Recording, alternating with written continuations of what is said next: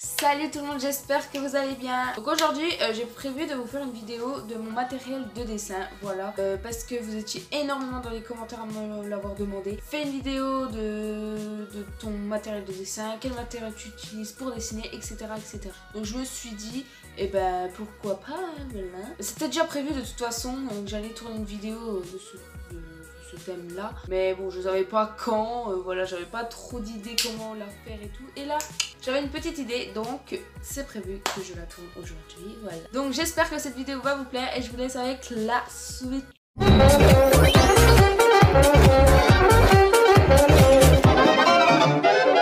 En fait, pour que ce soit plus simple pour vous, je vais faire par étapes en fait. Au lieu de vous montrer un stylo comme ça, un feutre comme ci, un cahier comme ça, machin machin, je vais, voilà, comme je vous ai dit, progressivement... Bref, vous allez comprendre. En gros, dans l'ordre chronologique d'un dessin, voilà. Donc voilà, on commence déjà pour un cahier. Personnellement, moi j'utilise deux types de gabarits. Alors j'utilise le moyen. Voilà, vous voyez, c'est une feuille A4 à peu près. Voilà, c'est un gabarit normal. Après, j'utilise aussi le gabarit beaucoup plus petit. C'est A5.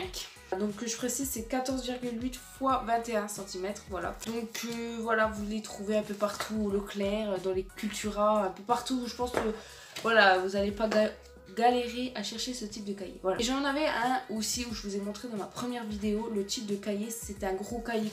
Il doit faire au moins la taille de l'écran, oui. Mais je l'utilise jamais parce que c'est trop gros pour moi, ça prend trop de place. Il faut dessiner un gros et moi je suis quelqu'un... Donc voilà, j'utilise vraiment très rarement, mais je vais pas vous le montrer parce qu'il est trop gros. Vous l'avez vu dans ma première vidéo, je vous montre mes dessins. C'est un cahier rouge, il est super gros. Voilà, il est gros comme ça quand même. Mais j'utilise ces deux types de cahiers là, voilà.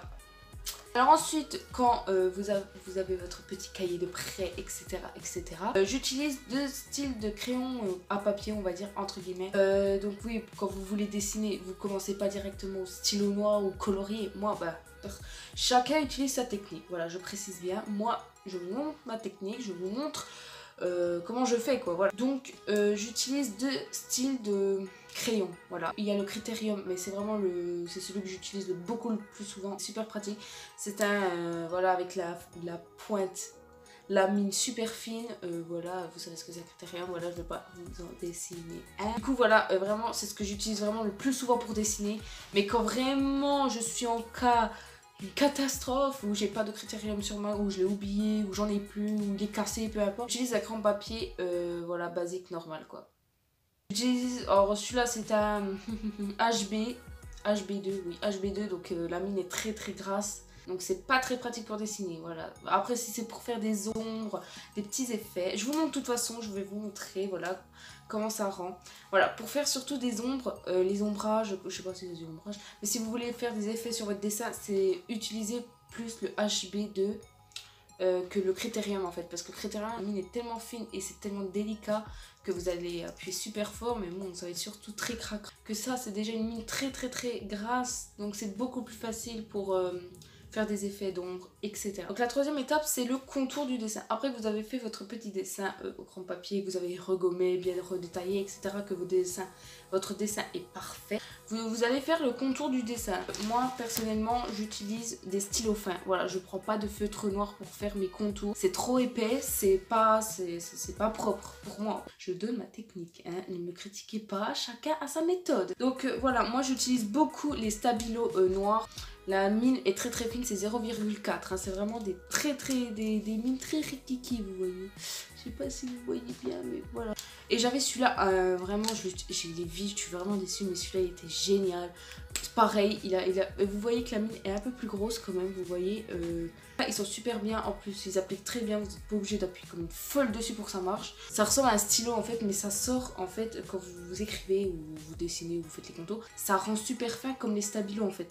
Donc c'est un peu trompeur sur la mine, mais en fait non, c'est un stylo fin aussi. 0,7, vous voyez, c'est quand même un peu plus gros, mais pour moi, il n'y a pas grande différence. J'utilise d'autres stylos fins, vous voyez, il y a d'autres couleurs. Parce que dans des dessins, des fois, je vais faire le contour, mais pas forcément en noir. Je peux le faire en rouge ou en rose, ça dépend de mon dessin, donc c'est pour ça que j'ai acheté. C'est exactement les mêmes stabilos, bon, c'est pas la marque Stabilo, hein, voilà, mais c'est des stylos fin, exactement pareil sauf avec des autres couleurs différentes. Donc ça c'est pratique aussi, si votre dessin vous voulez pas le faire forcément le contour en noir, vous utilisez une autre couleur, voilà, ça peut rendre un joli résultat. Alors pour remplir votre dessin, le remplissage, voilà, pour le colorier, j'utilise beaucoup de, je sais pas, bref. Je vais vous montrer plusieurs feutres, crayons, on va dire que j'utilise. Voilà. Déjà, ça dépend des dessins. Hein, voilà, je vais pas tous tout ce que je vous montre là, je les utilise pas tous en même temps pour un dessin. Hein, non.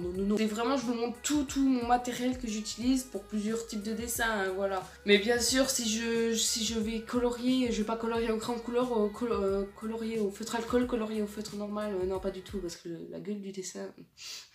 Donc dans cette petite trousse là. Dans cette petite trousse là, nous avons juste des feutres, c'est vraiment des feutres basiques. Voilà, les feutres qu'on trouve au supermarché normal pour l'école, voilà, les feutres normaux, voilà. Vous parlez qu'il faut moi je les utilise pas pour faire les contours, c'est trop épais. Même si la pointe est assez fine pour colorier, des fois c'est assez long, bref voilà. C'est trop épais pour faire les contours quand même. Cette grosse boîte là, je pense que vous en doutez de ce que c'est, non?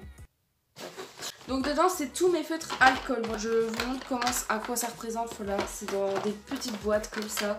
Donc c'est mes feutres alcool, voilà. Ces feutres là, comment expliquer qu'ils sont super fragiles. Faut pas appuyer fort dessus parce que ça s'abîme très rapidement. C'est voilà de l'alcool, donc ça sèche très rapidement. Faut pas laisser votre feutre à l'air comme ça parce que c'est foutu quoi. Vraiment votre feutre alcool est foutu quoi. C'est très fragile, voilà. Alors le problème avec ces feutres là aussi, puisque c'est de l'alcool, ça traverse. Donc c'est pour ça, si vous voulez utiliser ce type de feutre là, mettez un sous-main, une feuille en dessous de votre dessin pour pas que ça traverse, soit sur votre bureau, soit sur votre dessin, peu importe, pour pas que ça gâche tout parce que ça fait des dégâts quand même ces feutres là, voilà. Donc ces feutres là, voilà, je les utilise pas tout le temps, voilà, je vous montre ce que j'utilise, voilà, j'utilise pour faire les pièces des maisons, j'utilise pour faire la nourriture réaliste. Voilà, j'utilise des fois pour faire les chibis. Voilà. Ça, les gens ils me disent, j'ai déjà entendu dire des gens ils disent oui, les feutres alcool ça s'abîme super rapidement. Ben oui, mais il faut pas appuyer fort, c'est ça le truc. Surtout que ce type de feutre là, vous n'êtes pas obligé d'appuyer fort. Vous appuyez à peine, mais c'est magique quoi. C'est comme le stylo fin, ça s'applique très facilement. Je voulais vous parler de cette trousse, voilà, elle est immense. En fait, cette chose, c'est ma trousse de secours en fait. J'ai vraiment tout et. Donc j'ai tout ce qui est stylo fin à couleur, des crayons couleur, voilà mes crayons couleur je les mets dedans parce que j'ai eu l'habitude de les mettre dedans, voilà. J'ai des gommes, j'ai même un blanco pour faire des effets, j'ai tout ce qui est crayon papier, Critérium en double, voilà, de ce que je vous ai montré, ils sont en double dans ma trousse. J'ai d'autres feutres, donc les feutres en stabilo, pareil, voilà, mais c'est pas les stylos fins mais en feutre, voilà. Voilà, en fait dans cette trousse là, c'est quand par exemple je pars...